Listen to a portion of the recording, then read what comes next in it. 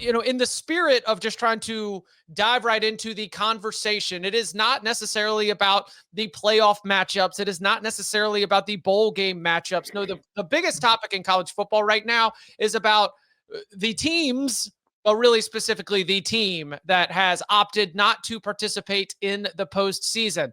That would be the Notre Dame Fighting Irish. Now, Notre Dame is not alone in this. We've already, Kansas State and Iowa State, as we talked a little bit on Sunday's show, they are opting out of a bowl game, and the Big 12 is fining each of those schools $500,000 for their lack of participation. Notre Dame does not have a conference. Notre Dame removing itself from selection for the bowl games. There's been a lot to unpack here. Athletic Director Pete Bavacqua has already offered some comments. He also has a press conference on Tuesday. I mean, he is not shying away from this conversation. He is absolutely going to keep it going. There are layers to this. DK, I'll let you get first word. I just was on CBS Sports HQ. I couldn't help but start by saying I'm disappointed as a fan. I mean, just the where we are, how we got here, and what this means moving forward. None of it is fun or good. And those are things that we generally like about college football. But I think there's also some pieces of this that I get. What's really jumping out to you? I am reading a quote with Pete Bavacqua 29 minutes ago on Dan Patrick, where he said there's permanent damage that has been done to the relationship with the ACC. He has not been shy about that. Brady Quinn was, I saw him in Indianapolis, been following him as well. I do think this is a sentiment. And I remember when I saw Jim Phillips out there campaigning for Miami, I was genuinely wondering, I wonder how Notre Dame feels about this. Mm-hmm. But at the same time, I'm like, screw you guys. You guys have the best of both worlds by being in our conference, and getting the best of utilizing our resources and our teams to schedule and beat up against. Easy wins for you. And then go ahead and waltz into the playoff and take all the money to yourself. So I understood that aspect. But Notre Dame being left out, I think there's going to be a lot of consequences from the decisions that were made yesterday and the way the format is with 2 group of 5. But I think Notre Dame being on the outside maybe has the most significant, immediate action that's taken. We already saw them opt out of the bowl, as you mentioned, that was a big deal. But I do wonder what this means moving forward and what sort of it could spark. And is there a break-off even more with the ACC? I mean, look, if you're the ACC, Notre Dame's never going to join you, right? So I think the ACC is totally right to campaign for Miami. And I think Pete Bavacqua is right to say what he said, because obviously they're scheduling partners. So I think he's right to be picked. I think both sides are right to do what they did. I fully think Notre Dame's right to opt out of the bowl game. If their players' heads are not going to be in it, you don't want them out there. You're not going to have good practices. You're going to have 15 shitty practices, right? And ultimately, you're going to get embarrassed by a BYU team that's going to play hard. We saw last year, BYU takes bowl games seriously. It's just kind of their culture. Colorado did not take the bowl game seriously, and they dump trucked the Buffaloes there in San Antonio. So, if you're Notre Dame, you don't want to come out, not want to be there, not have 15 bad practices, come out and then get smacked by BYU, which if you didn't try hard, you don't care. Totally. But I think if we get meaningful change out of this, where we get these G5 teams out the paint and we don't have half of our first round matchups be awful. I'm sorry. I don't want this crap. I don't, man. We would never do big game breakdown in our life. You would never even we'd never even think about doing an Oregon JMU big game breakdown if it was some random week 4. But now we got to do one and pretend like this is a good game for a month. I don't like doing this. God, I feel so terrible for Bud. He's got to do a big game breakdown. Nobody wants to watch this crap. At least last year, this crap, this politically correct crap. It's so stupid that we have to put JMU in. I'm the same guy that spent the last 4 years arguing that we should expand the playoffs so we can give these teams a chance. But damn it, now that they're in there, damn it, why do I have to talk about it? This podcast, you know what's great about this podcast, Notre Dame guys? could win the playoffs. We talk about all these schools. We talk about everybody. It's just I don't want to have to. That is true. Oh, man. Damn it. I think it's crap. I think it's crap that a team that actually won its conference got into the playoff instead of a team that didn't. It's crap, damn it. Oh, man, it's so not fair to me. I will say JMU's probably going to be a record setter, though. Being 123rd in strength of schedule, that might be a record that will never be beaten. It'd be very hard to be worse than that in strength of schedule and make the playoffs. So, congrats on your record. Maybe if they play in the ACC, they can match that record. Right. because Danny's talking about like Notre Dame gets to take advantage of beating up on the ACC. Florida State and Clemson couldn't beat up on that same league. Everybody's mad at Notre Dame for playing Syracuse and Boston College. It's not their fault. The ACC sucks. It is their ACC fault. They was a good scheduled league. Arkansas, Stanford, and Navy. I don't think. Purdue. By the way, I don't think Notre Dame shouldn't play their rivals. Bud Elliott. How is Navy a rival? They're 46-4. They've been playing each other for 75 years. And it's That's never how you're a rival. It's never competitive. Navy sucks compared to Notre Dame. When Notre Navy Dame was has their act beating the together, shit it's a out of blowout. them for like It's not a 10 good years. game. It's like polar bears and seals. Sorry, I was watching Nature documentary with the kids. Like, that's not a rivalry. I mean, it's technically a rivalry, but they get absolutely destroyed. It's one-way action, dude. The seals get away sometimes. Sure. Yeah. Okay, so then they win. Injured. They're not. You don't have to eat the bear to beat it.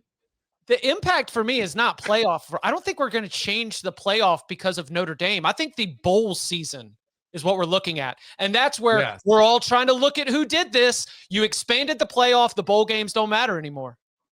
By the way, it isn't just Notre Dame. Notre Dame's been a big one, but Iowa State opted out, right? I mean, there's been multiple coaches left. I don't agree with it. I think it is soft, but I understand it because you've got a coaching staff that is in the process of looking for new jobs. You've got a roster full of players who are in the process of figuring out, am I going to have a gig here or do I have to find a new home? So making them play in a bowl game, I understand why they're not interested, and they're paying $500,000. They're suffering a consequence for it.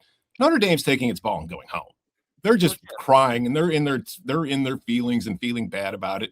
And they're doing what they have to do to kind of justify their decision. They just got their feelings hurt and now they went home. They also knew what they were doing scheduling wise. Like Irish, you knew what you were doing scheduling wise, right? Stanford, which you scheduled, that's not one of the ACC rotation this year, right? Arkansas, which is SEC team. 0-8 or 1-7 more than half the time in the SEC, right? A team that like they never compete in the SEC, they don't try, right? You know, a G5 team. But you're just running through talking points. What does Arkansas have? What does Arkansas caring about baseball have to do with Notre Dame? I'm saying if you're Notre Dame, you knew what you got with this schedule. Like you got what you got. Should they schedule NFL teams? Will that be good enough for you? No, what I'm saying is like they purposely scheduled light after the top two. Or top three, I'm sorry. So they schedule SEC teams, they schedule Big Ten teams, they schedule ACC teams. Who the hell should they be scheduling? I'm saying you cherry picked. Should they play Alabama 12 times? Should they play Georgia 12 times? Who is Georgia? Georgia doesn't play Arkansas. Ohio State doesn't play Purdue. Florida State doesn't play Syracuse. What are you doing? What are you even saying? Look, you're so lost in your opinion that you're like backtracking into trying to make it make sense, but it doesn't. Okay, I think they get what they got, on purpose, honestly. They got what they got because they lost 2 games. Yeah. That's it. Period. Point blank. Yeah. We don't need to pretend they lost only 2 good teams they played. We do this crap. No, something happens, then we decide they were 1 and 2 against the 3 decent teams they played.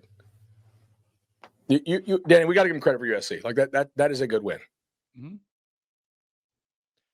Yeah. I would be happy if Notre Dame, and by the way, on the campaign for Pete Bavacqua includes farce and waste of time as the sticky quotes for the weekly rankings release. Yep. I would take that. Notre Dame's got me on the bus.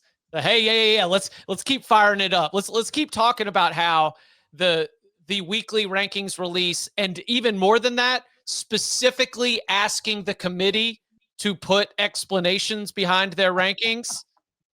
Waste of time. But the PR firm that works with the college football selection committee did a phenomenal job of coaching up Hunter Yurchek so that when Reese Davis asked him on College Game Day very pointed questions, he just regurgitated the same 3 answers back to back to back and basically said 0. And good for ESPN and all the guys in the set for calling him out, but that was a rough look. Was this yesterday? I did not, because that was on College Game Day, the day before the conference championship started. Yeah. Because again, I'm going to use my indoor voice for the rest of the show. I'm sorry for yelling. No, it's all right. You can't help it. That's genetics. See, he's smart with this. My voice is shot to Tom's. I'm gonna drown him out. You can't out yell me. Yeah. No, look, it was weird to see Herb Street call out like why are we doing these weekly rankings? I'm like, bro, it's because the network you work for paid an arm and a leg for the playoff and has to make money around the playoff rights, dude. And like, it's part of the contract that they do these shows. But if the selection committee had given us that bracket and not given us anything leading up to it, we would have been like, oh, okay. Yep. The committee valued head-to-head. And it's the false sense of movement. It. Also, like, they screwed it up by putting Notre Dame 8 spots different from Miami in the initial rating. And they both won out. And they both looked good. They gave the Irish pre-credit for the likelihood that they would win out, and then started to give them additional credit for when they actually did the thing that they were basically given pre-credit for. Right. So, but here's where getting double credit for beating these crap teams down the stretch, and they beat the hell out of them. And Notre Dame's clearly a really good team, right? And it does suck that I think for the first time in the 12-team era, we have a team left out that could actually win the whole thing. Agreed. You know what I'm saying? Like I do truly think if Notre Dame was in, they could win the whole thing. Now, I don't think they deserve to be in over Bama or Miami, honestly. Oh, I think they deserve. I do. I think they deserve to be in over Bama easily. So that if you take the power ratings that Notre Dame wants to cite, Bama has 7 wins over a team with a rating of 10 or higher. Notre Dame has 1. So if you want to go with this power rating stuff, you can agree that Bama is not power rated as high as Notre Dame, but Bama's resume is way better. I think all of the campaigning for strength of schedule, the new metric, I think that's the reason Alabama's in over Notre Dame.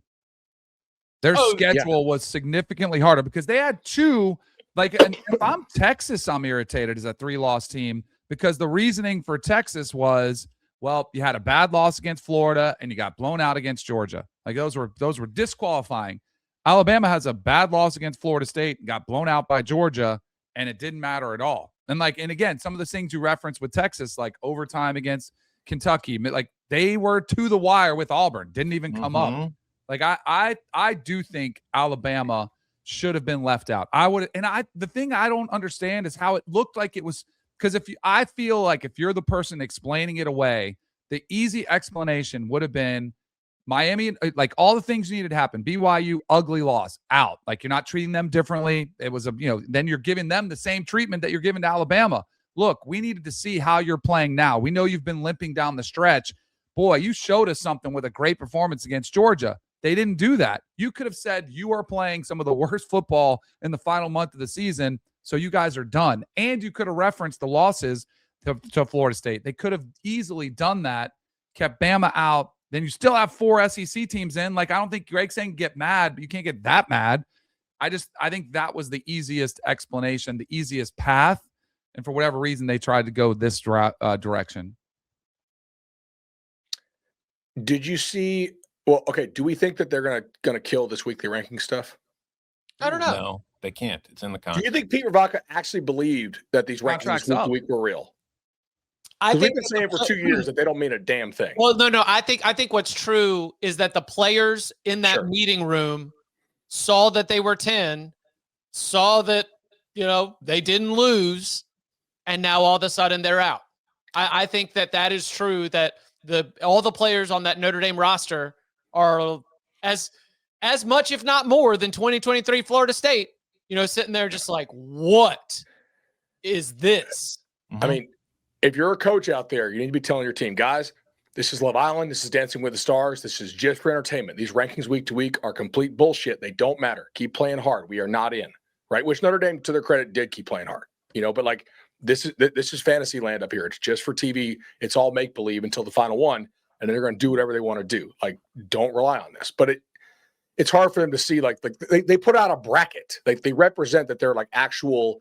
In the field. Yeah, right. It's kind of ridiculous. I will say, though, the most important thing to come out of Bachman's comments was what Dellinger dropped, where if they are in the top 12 starting next year, they are automatically in. That's a hell of a concession. That's a whole other kettle of fish right there. And if you look at their schedule next year,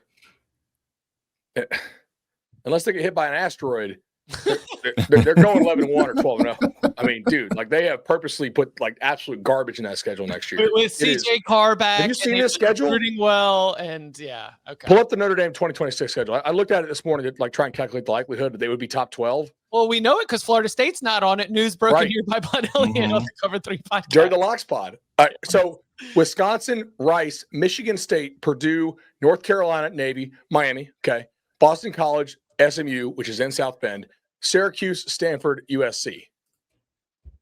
So they are 3-score favorites 10 times at least. 10 Power 4 opponents.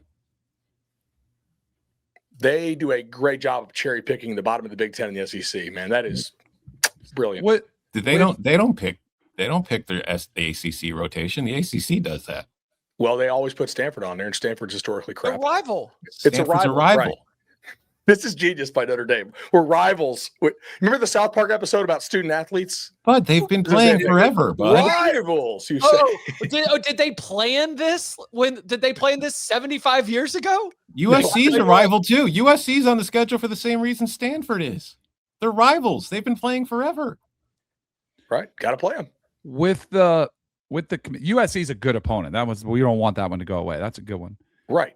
With the committee, with the conversation about doing away with it until Sunday and just not having the Tuesday show, does that solve anything? Because I think one of the advantages and what was supposed to be a benefit of the Tuesday show was you get some transparency. Let's see what they're thinking. Let's hear what they're saying, and then we can evaluate it on the way down the road. I think more than ever, like if you differed significantly from the AP top 25, then I think you'd get, if you're ESPN, like you would be worried about, oh, look how much SEC favoritism they did, or, because I don't know. It would be curious to see how much things would change based on the committee versus the AP top 25. Because I do think they start mirroring each other. Like I think the committee pays attention to the ratings, the rankings. Like that's one of the reasons you said why they had them so high, because Notre Dame was ranked at 0-2. And so like the AP showed a tremendous amount of respect for them. So I think it almost overflowed into the committee room. Like I think they mirror each other. So if that's the case, you keep your TV show and you keep doing your thing. You just do a better job of explaining, which is an impossible job.